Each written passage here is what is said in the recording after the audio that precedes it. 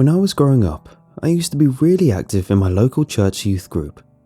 The one at our church was mostly run by guys and girls in their early 20s and placed more of an emphasis on bonding and having fun than anything else. Sure, there was still talk of scripture and a focus on God, but you can only retain a teenager's attention for so long with that kind of talk.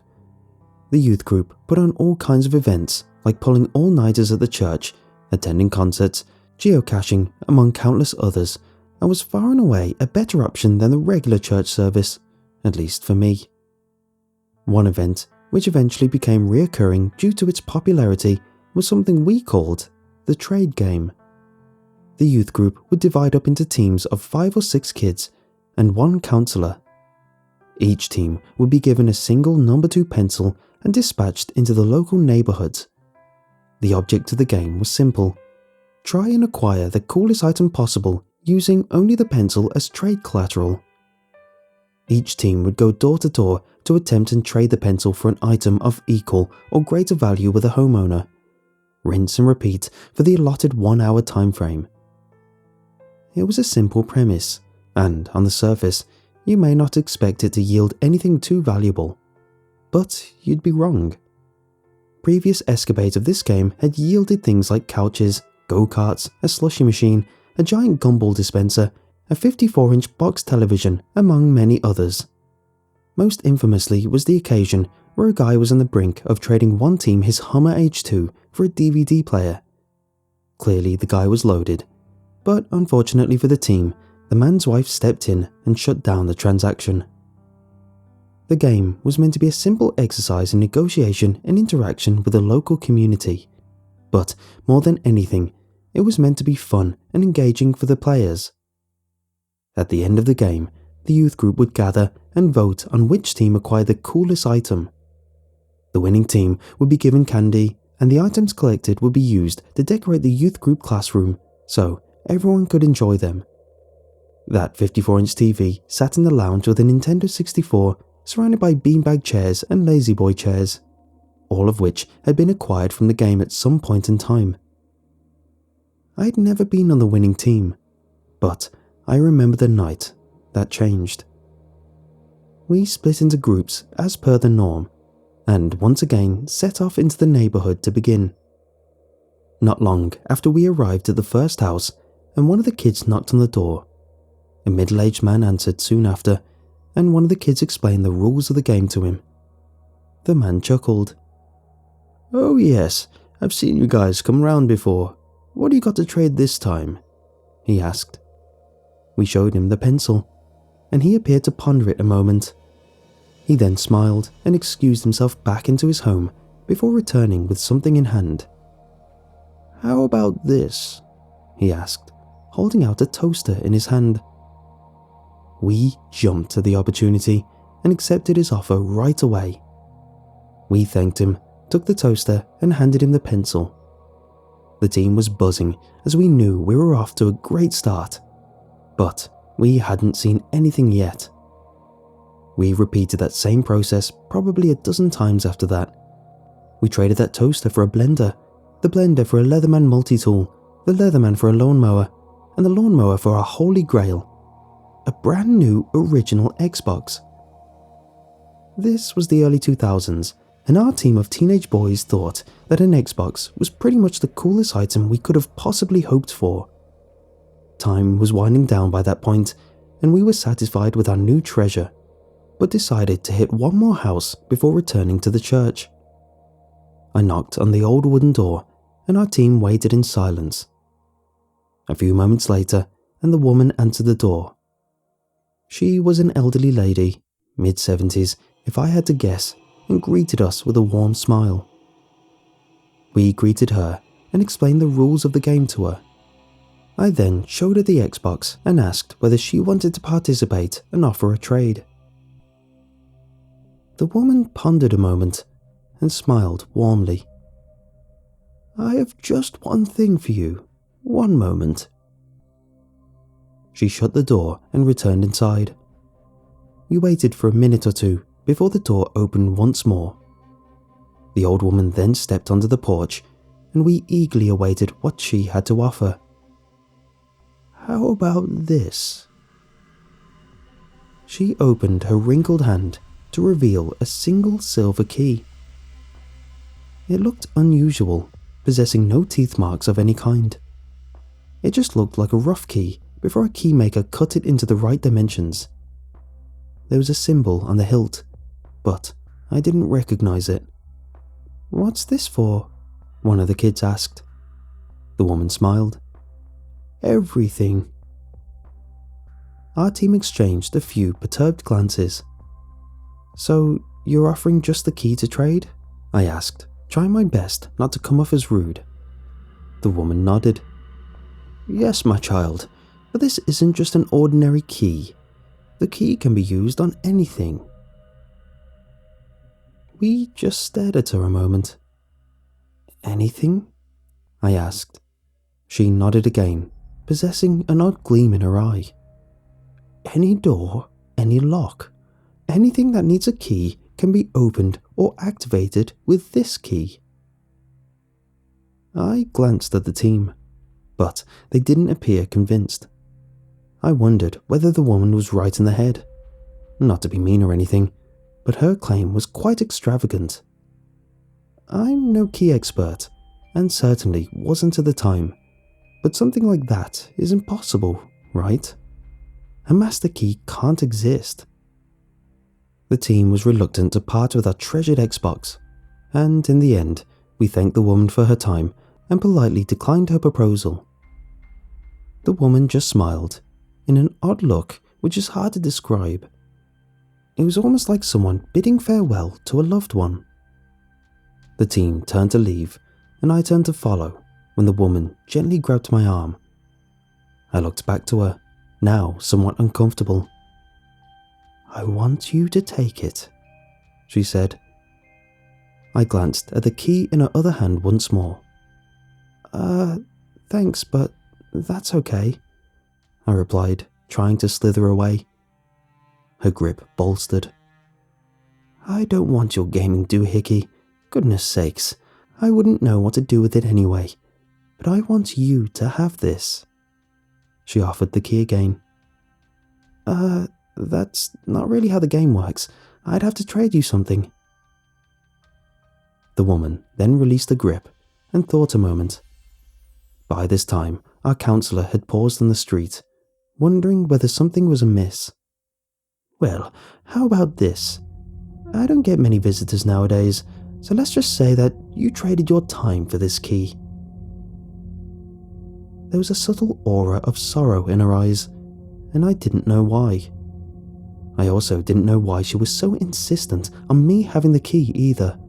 After all, if it did what she claimed, then why did she want to give it up so badly? It may have been a loophole in the game, but I decided to accept her offer. She placed the key in the palm of my hand. It felt unusually cold, like it had just been taken out of the freezer. "Oh, and one more thing," the woman called from behind me as I was leaving, now bearing a stoic demeanour. "Don't ever use it on something you haven't opened before." The woman and I maintained eye contact for a moment, but in my mind, I was rolling. I thought for sure that she was some eccentric woman and didn't place much weight on what she said. I agreed to a warning, thanked her again, and rejoined the rest of my team down the block. I put the odd key in my pocket and pretty much forgot about it after that.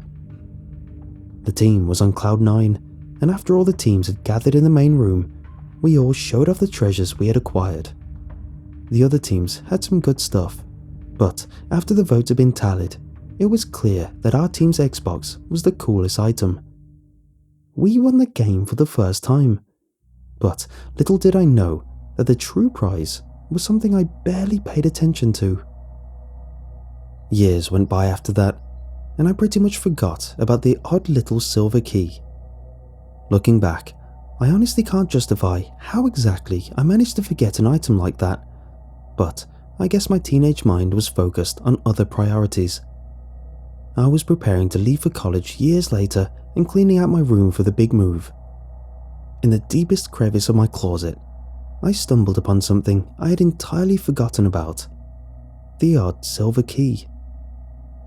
It felt as cold to the touch as it did the day I had received it, like it had been kept in cryo-storage for all those years. The memories of my encounter with the woman suddenly all came flooding back. I decided to test it, and went outside and locked the front door of my parents' house. I then pulled the silver key and placed it into the slot, feeling a little ridiculous that I was actually trying something like that. To my utter disbelief, it clicked. I turned the knob and the door opened. I could hardly believe it, but the woman's words appeared true. Still not entirely convinced, I tried the same thing on my dad's safe. I unlocked it using its original key, then relocked it again. After putting the silver key in the slot, I was met with the same result from before. The door opened. I knew I truly had something special then. From that point on, I carried that key with me wherever I went. I must have used it thousands of times for hundreds of different purposes. It worked in my dorm room, all of my classroom doors that I tried, and even turned on my crappy '98 Civic. In time, it was clear that the odd silver key worked on every single thing I tried it on. I still don't know how to explain it, or whether there is even an explanation to it. More than once, I thought about sharing it with someone to have it tested, but I was always worried it would end up being confiscated from me. After all, a master key that can literally open any lock would be absolutely priceless. Who knows what damage could be done if it were to fall into the wrong hands? I figured the safest place it could be was with me, so I kept it on me at all times, and kept my secret to myself. During my college years, I ended up getting a job as a night shift janitor at a local building complex. It was one of those multi-use buildings with many different businesses operating out of separate rooms. The businesses there were a dentist, lawyer's office, insurance firm, therapist clinic, among a few others. Since I was the janitor, I was given keys to all of the rooms in the building. Of course, I didn't need all of them, but it's not like I could tell anyone that. Once more, my little silver key proved to work on every single door in the building. Made my job a heck of a lot easier, but if anyone found out, I'm sure they wouldn't have exactly been thrilled. I had just finished up cleaning for the night, and as the sun began to rise on the horizon, I went around to ensure all the doors were locked. Right as I was about to head home, I noticed something odd. In the main hallway of the building, I found a door I had never seen before. It was a simple wooden door, but that's not what made it unusual. All the other doors in the building were metal. Not only that, but that door in particular also used to be metal. It was a utility closet, but I'd never seen the wooden door there before. I wondered if maybe the building's landlord had replaced it for some reason, but I was usually informed whenever any renovations like that had occurred. I tried the key that was designated for that closet door, but it didn't work. I tried all the keys I had in my chain, but none of them worked. I'm sure you've already figured out where this is going, but before I could use the master key, the woman's words from years ago suddenly flashed in my mind. After her claim about the key's ability proved true, I knew it'd be wise to consider her warning. But then again, I had technically opened that door before, even if it was a different door that was mounted there. Plus, I had to open it, because it was my job to ensure all rooms were clean before I left. I found myself chuckling as I slid the silver key into the lock, figuring there would be nothing to be concerned about. I mean, after all, it was just a closet door. But as I turned the key, heard the tumbler click and twisted the knob, my heart skipped a beat. Instead of a bland utility closet, I was met with the sight of a far larger room than I remembered. The floor was entirely grey, appearing to be constructed of steel. All around the room was a collection of dozens of odd sculptures. Most look like strange pieces of abstract art, constructed of various geometric shapes in what I can only describe as a brutalist architecture aesthetic. One in particular caught my eye that was just off to the right. It was a sort of spiraling vortex design with 6 arms constructed of segmented blocks of diamond-shaped links. On top of the spiral was a small obelisk that looked somewhat like a rock-stacking sculpture, but fused together and pitch black. The thing had to have been at least 10 feet tall. Needless to say, I had never seen anything like it. I'd been in that utility closet dozens of times before. Not only was there never anything like those sculptures in it previously, but it didn't even seem possible for them to be in there at all. The utility closet was wedged between 2 offices rented by separate tenants. That sculpture room was far too large in both width and height to have even fit in the building. And yet, there it was, right before my eyes. A cold chill swept down my spine as I realized I had no logical explanation for what I was seeing. I stared at the key in my palm, and it felt colder than ever before. I knew it was a bad idea, but I had to see what else was there. I stepped through the doorway and felt my foot clap against the cold grey floor. A scent of chemicals, like paint thinner and diesel, lingered heavy in the air. My breath turned to visible vapour as it left my lips, and the cold air felt like an ice cream blanket onto my skin. There were more odd sculptures of every shape and size you can imagine.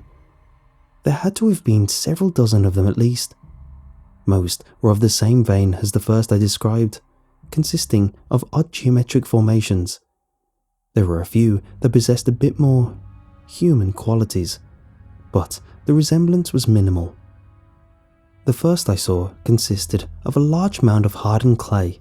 Various appendages, like hooves, tentacles, pincers and claws, sprouted from the bottom at varying intervals. The middle portion contained eyes, mouths, ears, and other, less definable orifices. On the top of the mound were 2 semi-humanoid creatures facing one another on their knees. They both appeared to be female, and both had their faces pressed together, appearing as though they had been fused together. The whole thing looked like Donatello took a massive dose of acid and tried sculpting something out of an H.P. Lovecraft story. It was deeply unsettling, but clearly whatever disturbed hands had carved it had done so with incredible skill and finesse. There was another piece that caught my eye because it looked more human than the others. It was rather simplistic compared to the others, looking only like an incredibly lanky humanoid. No facial features, nor hands or feet, just a body elongated like it were made of black Play-Doh. It looked like Gumby had some unwanted love child with Mr. Fantastic, and I felt somehow deeply unnerved by it. I felt incredibly drawn into the macabre museum and stared in wonder at the multiple iterations of twisted effigies. There were more there than I can describe in a reasonable amount of time, and they weren't even the main oddity. After sifting my way through the gallery for a minute or two, I spotted a window on the far wall.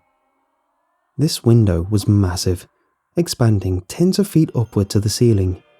Its frame had these elaborate swirls like something from a Greek pantheon, but stained black. As I stepped in front of the window, I felt all possible explanations disintegrate in my mind. The first thing I noticed was the green ring. Outside in the sky was a massive green ring that glowed like some enormous emerald halo. Its hue bathed the landscape in its verdant light and illuminated things I have yet to explain. I was high up in elevation, no question about it. The landscape stretched on for miles, revealing mountains, forests, lakes, and other less describable things. From my vantage point, I assumed I was in some sort of tower, one that had to have been several hundred feet tall. There was no denying it anymore. Not only was I clearly not in my same work building anymore, I don't even think I was on the same planet. Hell, for all I know, that wasn't even the same universe anymore. I still don't know how to explain what I saw. I was torn in that moment between my desire to continue exploring and the instinctual dread that had been creeping up my spine. After gawking at the impossible landscape for a while, I finally decided to leave. I figured the silver key was my ticket to coming back, and I could do so at any time. I had to show someone what I had found. I continued oogling the sculptures as I made my way back towards the door, marveling at their uncanny vestiges. As I was nearing the door though, something caught my eye. I wasn't quite sure, so I turned back. That's when my heart sunk like a lead weight. That odd Play-Doh man sculpture wasn't there anymore. The hairs bristled on the back of my neck, and I suddenly felt very much in danger. I ran back towards the door and heard something moving behind me. Once I got through the door, I attempted to slam it shut, but something prevented me. In a split second, some amorphous, obsidian thing wriggled its way from the other side of the door. It was far too strong, and it knocked me flat on my back. I stared back in horror as the faceless thing from that sculpture lunged at me with a blinding speed. I screamed and tried to crawl away, but the thing outmatched me in every physical capacity. It flipped me onto my chest, and I felt its cold, almost squishy appendages curl around me. Things turned into a flurry as I thrashed about to escape the grip of the vile fiend. I thought I was as good as dead, but the thing then suddenly stopped and released me. It then slinked away, holding something up to its eyeless face with its fingerless arm. It then darted down the hallway, crawling on all fours like some hideous fusion of spider and octopus, smooth yet clunky. It was gone before I could even get to my feet. The only thing I could think to do at that point was run. So that's what I did. I didn't even bother putting my cleaning cart away. I just got the hell out of there as soon as possible. Once in the parking lot, I was certain that the thing was waiting to ambush me, but as I reached my car, I saw no sign of it. I fired it up and gunned it out of there. My heart was pumping furiously, and hands shaking like leaves in the wind. I thought I was going to have a heart attack, and even considered driving to the hospital. I think I was so petrified that I blacked out the entire drive home, because the next thing I really remember was cradling myself in my dorm bathroom. I thought I was going crazy. I thought I was in the midst of a psychotic break or schizophrenic episode. I don't know how those things work, and I've never been diagnosed with any mental disorder like that, but it was the only explanation. I had to have hallucinated the whole thing. There's just no way I actually had a key that opened a door to another dimension, right? That's when I realized something even worse. I didn't have the key anymore. I looked everywhere for it, but I couldn't find it. I even thought about going back to work to look, but exhaustion and fear prevented me. Questioning your own mental state is one of the scariest things I've ever been through. But now, I think the truth may have been even worse. For the rest of that day, I only managed to keep my sanity intact by ironically convincing myself I was not in sound mind. I rationalized that the key I'd used for years to open my dorm, start my car, and just about every other usage imaginable was nothing more than an extraordinarily complex and persistent hallucination. I told myself I would check myself in to get the help I believed I needed as soon as possible.